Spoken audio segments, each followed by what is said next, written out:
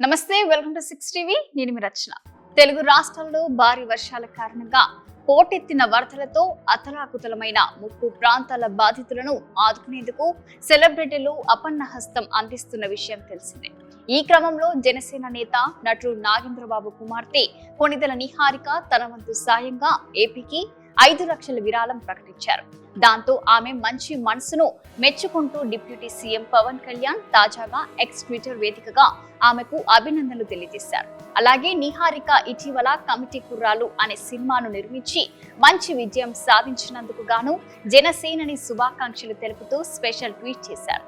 ఆంధ్రప్రదేశ్ వరద బాధితులను ఆదుకునేందుకు ముందుకు వచ్చి ఒక్కొక్క గ్రామానికి 50,000 చొప్పున 10 గ్రామాలకు 5 లక్షల విరాళం ప్రకటించిన అన్నయ్య నాగబాబు కుమార్తె కొణిదెల నిహారికకు మనస్ఫూర్తిగా అభినందనలు తెలియజేస్తున్నాను. కష్టకాలంలో ప్రజలకు అండగా ఉండాలనే మంచి సంకల్పంతో సాయం చేసేందుకు ముందుకు రావడం సంతోషాన్నిచ్చింది. ఇటీవలే పల్లెటూరి వాతావరణాన్ని ప్రతిబింబించే కమిటీ కుర్రాలు సినిమాతో నిర్మాతగా మంచి విజయం సాధించిన నిహారిక మరిన్ని విజయాలు సాధించాలని ఆకాంక్షిస్తున్నాను అని పవన్ కళ్యాణ్ తన ట్విట్టర్ లో రాసుకొచ్చారు. ఇలాంటి మరిన్ని లేటెస్ట్ అప్డేట్స్ కోసం చూస్తూనే ఉండండి 6 టీవీ.